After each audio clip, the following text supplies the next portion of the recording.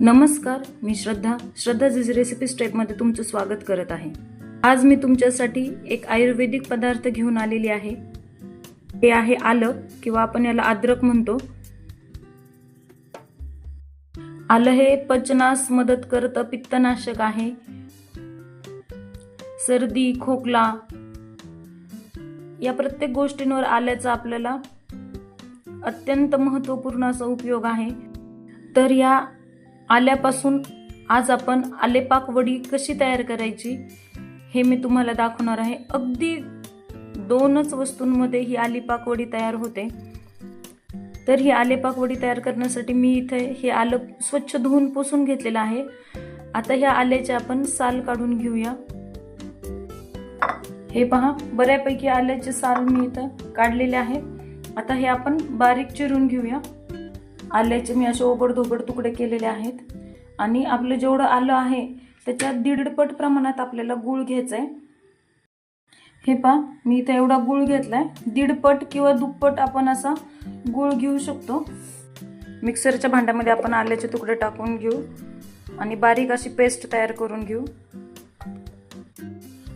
हे पहा, आल्याची बारीक अशी पेस्ट तयार झाली आहे। आता यामध्ये आपण गूळ टाकूया।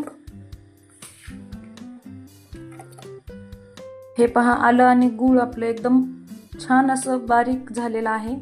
छान अशी पेस्ट तयार झालेली आहे याची।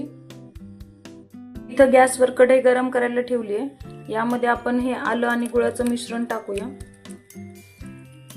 मंद आचेवरती हे आपल्याला सतत हलवत राहायचंय। हे आपलं मिश्रण पातळ आहे, घट्ट होईपर्यंत आपल्याला हे शिजवून घ्यायचंय। आधीपेक्षा हे मिश्रण घट्ट होत आलं। या पद्धतीने आलेपाक वडी बनवायची मी माझ्या काकांकडून शिकली आहे। मी लहान असताना काका आलेपाक वडी बनवायचे। हे पहा, या पद्धतीने आपलं मिश्रण झालं की आपण गॅस बंद करायचा आहे। मी इथे एका ताटाला तूप लावून घेतलंय। यामध्ये हे मिश्रण आपण काढून घेऊ। आपण आता एकसारखं पसरून घेऊया। मिश्रण आपल्याला असंच गार करायला ठेवायचंय। आपलं हे मिश्रण सेट झालंय। तर आपण याच्या वड्या करू शकतो। या पद्धतीने मी आलेपाक वडीला आकार दिलेला आहे।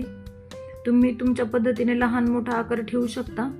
सर्दी, खोकला, पित्त, पचनक्रिया वाढवण्यासाठी ही आलेपाक वडीचा आपल्याला उपयोग होतो।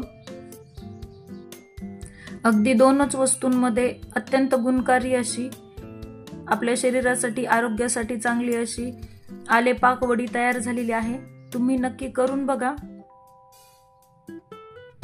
ही आलेपाक वडी व्यवस्थित स्टोअर करून ठेवली तर खूप दिवस टिकते। माझ्या या आलेपाक वडीच्या रेसिपीला लाईक करा, कमेंट करा, जास्तीत जास्त शेअर करा आणि आत्तापर्यंत माझ्या चॅनलला सबस्क्राईब केलं नसेल तर सबस्क्राईब करा। भेटूया पुढच्या रेसिपीमध्ये। धन्यवाद।